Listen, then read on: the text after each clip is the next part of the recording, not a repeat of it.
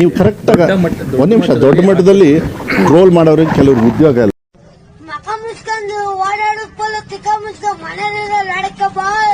ಒಂದ್ ನಿಮಿಷ ಹೇಳ್ತೀನಿ, ನೀವು ಪ್ರಶ್ನೆ ಕೇಳಿದ್ರೆ ಮಧ್ಯಾಹ್ನ ತಕ್ಷಣ ಗುಡುಗು ಮುಂಚೆ ಬರ್ತಿದ್ದೆ. ನಾನೊಬ್ಬ ಶಿಕ್ಷಣ ಸಚಿವ ಅಂತ ಹೇಳಿದಾಗ ನಿಮ್ಮ ಮಕ್ಕಳನ್ನ ನೀವು ಶಾಲೆ ಕಳಿಸ್ತೀರಿ, ನಿಮ್ಮ ಮಕ್ಕಳು ತಪ್ಪು ಮಾಡಕ್ಕೆ ನೀವು ಬಿಡ್ತೀರಾ?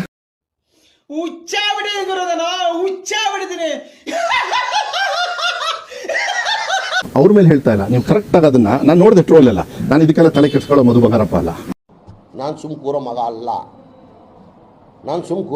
ಅಲ್ಲ.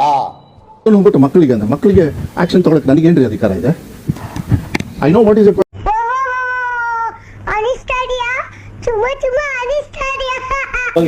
ಅದು ಸತ್ಯ ಅಂತ ನನಗೆ ಹೇಳೋದು. ಈಗ ಯಾವ ಲ್ಯಾಂಗ್ವೇಜ್ ನಿಮ್ಮ ಹತ್ರ ಮಾತಾಡ್ತಾ ಇದ್ದೀನಿ, ಈಗ ಮಾತಾಡಿದ ತಕ್ಷಣ ಯಾಕೆ ಸರ್ ಸ್ಟ್ರಿಕ್ಟ್ ಆಗ್ತೀರಾ ಅಂತ? ದೇವ್ರು ನಿನ್ಗೆ ಒಳ್ಳೇದು ಮಾಡ್ತದ, ನಿನ್ ಜನ್ಮಕ್ಕೆ ಹೋಗೋ. ಯಾವ ಭಾಷೆಯಲ್ಲಿ ಮಾತಾಡ್ತಾ ಇದ್ದೀನಿ ನಿಮ್ಮ ಹತ್ರ? ಸರಿ, ನೀವು ಒಂದು ನಿಮಿಷ ಸುಮ್ಮನೆ ಇಲ್ಲದೆ ಇರೋದನ್ನೆಲ್ಲ ತರಬೇಡಿ ನೀವು.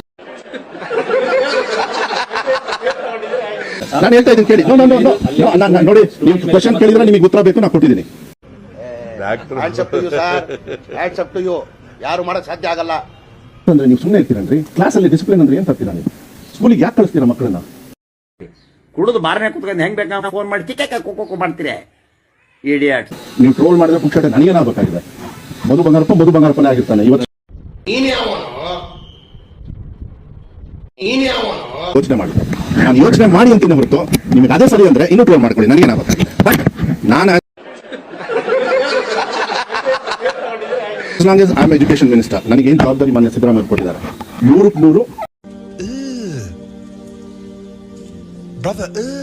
ನನ್ನ ಸ್ವಂತ ಮಗನ ಎಷ್ಟು ಪ್ರೀತಿಯಿಂದ ನೋಡ್ಕೊಳ್ತೀನಿ, ಅಷ್ಟೇ ಜವಾಬ್ದಾರಿನ ದೇವರ ಸ್ಥಾನದಲ್ಲಿ ಇರ್ತಕ್ಕಂಥ ಮಕ್ಕಳನ್ನ ನೋಡ್ತೀನಿ.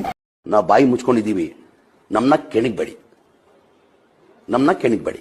ಟ್ರೋಲ್ ಮಾಡಿಕೊಂಡು ನನ್ನನ್ನ ಬಗ್ಸಕ್ಕೆ ಯಾರು ಸಾಧ್ಯ ಇಲ್ಲ, ತಿಳ್ಕೊಳ್ಳಿ. ಇಂಥ ಪುಂಗಿ ಗಿರಾಕಿಗಳನ್ನ ಎಷ್ಟು ನೋಡ್ಬಿಟ್ಟಿದ್ದೀನೋ ನಾನು.